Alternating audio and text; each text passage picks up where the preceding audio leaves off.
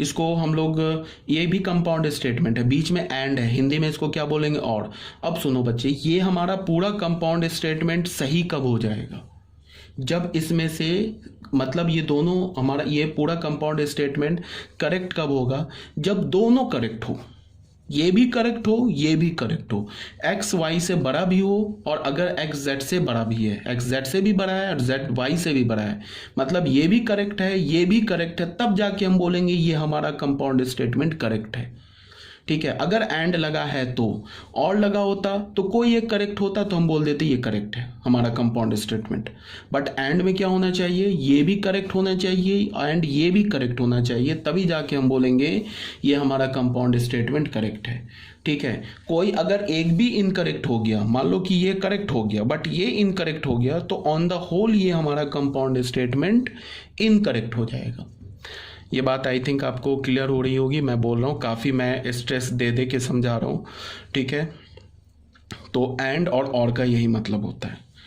Compound statement में क्या हुआ, और अगर हमारे पास कोई दो स्टेटमेंट है वो और से कनेक्टेड है, तो वो पूरा स्टेटमेंट सही कब होगा, जब दोनों स्टेटमेंट में से कोई भी एक स्टेटमेंट सही हो जाए, दोनों सही हो जाए तो भी वो सही हो जाएगा। ठीक है, अगर कोई दो स्टेटमेंट एंड से कनेक्टेड है, तो वो स्टेटमेंट सही कब होगा, करेक्ट कब होगा, जब वो दोनों स्टेटमेंट करेक्ट हो जाए। एक भी स्टेटमेंट अगर फॉल्स हो गया तो ऑन द होल वो स्टेटमेंट क्या हो जाएगा, फॉल्स हो जाएगा। ठीक है, ये सब बात आ गई समझ में। अब तुम सोचोगे कि मैं ये सब क्यों बता रहा हूँ, तो इसके पीछे दो रीज़न है। ये जो मैंने अभी बताया, एक चैप्टर है मैथमेटिकल रीजनिंग 11th क्लास के एनसीईआरटी में, देख लेना, उसमें ये सब पढ़ाना है तुम्हें। ठीक है, दूसरी बात क्या है कि बच्चे अक्सर कंफ्यूज होते हैं इन सब छोटे छोटे पॉइंट्स पे। ठीक है, जैसे एक मैं ये बता रहा हूँ, अगर मान लो अभी मैंने ऐसे बोला, किसी बच्चे से मैंने बोला कि 3 इज़ ग्रेटर देन 2, ये बताओ करेक्ट है या फॉल्स है, तो बोलेगा करेक्ट है सर, कोई प्रॉब्लम नहीं है, तुरंत बताएगा करेक्ट है। मैं बोलूँगा क्यों करेक्ट है, वो बोलेगा कि 3 2 से तो बड़ा ही होता है इसीलिए करेक्ट है, तो कोई दिक्कत नहीं है।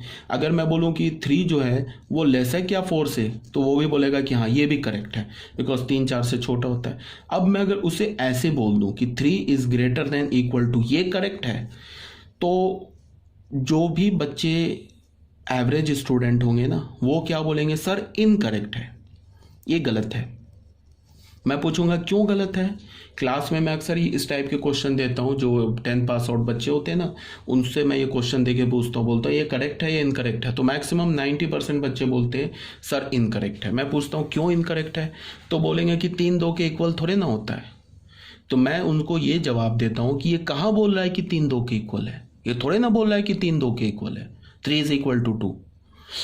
ये क्या बोल रहा है, 3 ऐसे लिखने का क्या मतलब है, ये बोल क्या रहा है तुम्हें, ये बोल रहा है कि 3 इज ग्रेटर देन, और बीच में क्या लिखा है, और 3 इज इक्वल्स टू 2। ये कंपाउंड स्टेटमेंट, इसका ये मतलब है। तो ये कंपाउंड स्टेटमेंट है और इसके बीच में क्या लिखा, और, तो इसका क्या मतलब है, इस दोनों में से कोई एक भी सही हो जाए तो ये स्टेटमेंट सही हो जाएगा। हमें पता है कि 3 इज ग्रेटर देन 2, ये स्टेटमेंट सही है ना, तो ये फिर स्टेटमेंट सही हो जाए। आ रही बात समझ में। और का मतलब पता है क्या होता है, और का मतलब होता है तुमको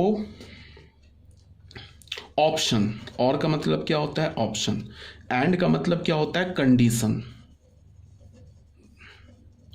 मतलब कि इसने तो ऑप्शन दे दिया ना और में, कि दोनों में से कोई एक करेक्ट है क्या, तो हाँ ये वाला चीज है ना करेक्ट, तो ये करेक्ट हो जाए, ये गलत है 3 2 के इक्वल नहीं होता है तो रहने दो, बट ये करेक्ट है तो ये हमारा करेक्ट। अगर ये दोनों करेक्ट होता तो भी ये करेक्ट हो जाता, बट दोनों करेक्ट हो नहीं सकता। ऐसा तो हो नहीं सकता है कि हमारे पास दुनिया में ऐसा कोई नंबर नहीं है जो साइमल्टेनियसली एक नंबर से बड़ा भी हो जाए और उसके इक्वल भी हो जाए, ऐसा कोई नंबर आज तक बना ही नहीं है। ऐसा कोई नंबर है, अगर मैं बोलूं कि 10 है 10 है, तो 10 क्या, कोई एक नंबर 10 है, तो 10 क्या होगा, किसी एक नंबर से अगर बड़ा हो गया या छोटा हो गया तो उसके बराबर नहीं हो सकता है। ठीक है, तो ये सब बात आ गई समझ में। अगर मैं तुम्हें बोलूं कि ऐसे 3 is greater than equal to 5 बोलूं, अब बताओ ये करेक्ट है या इनकरेक्ट है, तो फिर बहुत बच्चे फंस जाएंगे, वो बोलेंगे सर करेक्ट है। तो क्यों करेक्ट है, तो इसमें ये क्या लिखा है, 3 is greater than 5, greater than 5, और ये क्या है, 3 is equals to 5, equals to 5। तो देखो 3 5 से बड़ा भी नहीं है, 3 5 के इक्वल भी नहीं है, तो ये भी फॉल्स है, ये भी फॉल्स है।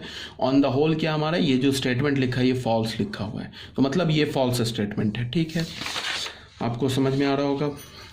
अब क्वेश्चन नंबर 1 में आ जाते हैं। क्वेश्चन नंबर 1 क्या बोला है, 4 इज ग्रेटर देन 3, तो ये तो ऑब्वियस सी बात है, ट्रू है, इसमें तो कोई डाउट नहीं होनी चाहिए। सेकंड में क्या बोला है, 5 is greater than equal to 5। ठीक है, तो इसमें भी बच्चे जो होते हैं, जैसे बहुत बच्चे यहाँ भी फिर वो कंफ्यूज हो जाएंगे। जैसे ही मैं बोलूँ ना 5 is greater than equal to 5, तो क्या बोलेंगे कि सर ये स्टेटमेंट जो है फॉल्स है, बट ये स्टेटमेंट ट्रू है।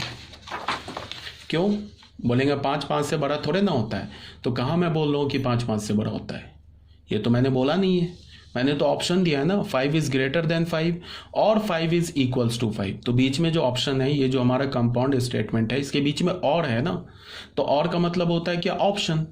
5 5 के इक्वल तो है, तो 5 5 के इक्वल है, तो ये हमारा कंपाउंड स्टेटमेंट क्या हो गया, करेक्ट हो गया। जैसे मैंने बोला ना 5 is greater than equal to 5, तो इसके दो मीनिंग आ गए ना। एक तो हो गया 5 इज ग्रेटर देन 5 और बीच में लगा और क्या बोल रहा है 5 इज इक्वल टू 5, तो ये वाला तो फॉल्स है, बट ये तो करेक्ट है। तो ये करेक्ट है, तो इसका मतलब कि ऑन द होल ये पूरा जो हमारा कंपाउंड स्टेटमेंट है ये सही हो जाएगा, ये सही हो जाएगा, तो ये सही हो जाएगा। इसका मतलब ये ट्रू लिखा हुआ है। अब अगर मैं बोलूँ 5 is less than equal to 5, तो ये भी ट्रू लिखा हुआ है। ठीक है, अब मैं बोलूँ 5 इज ग्रेटर देन और इक्वल्स टू 5, इसको पता है रीड कैसे करते हैं, 5 इज ग्रेटर देन और 5 इक्वल्स टू 6। तो हमें क्या पता है कि 5 जो है वो ना ही 6 से ग्रेटर है और ना ही 5 6 के इक्वल है। तो ये जो कंपाउंड स्टेटमेंट मिला, इसमें दोनों जो स्टेटमेंट है दोनों फॉल्स स्टेटमेंट है, तो ऑन द होल क्या हो जाएगा, ये फॉल्स हो जाएगा। क्यों, बिकॉज 5 इज ग्रेटर देन 6 ये भी फॉल्स है, 5 इज इक्वल टू 6 ये भी फॉल्स है। ठीक है, अब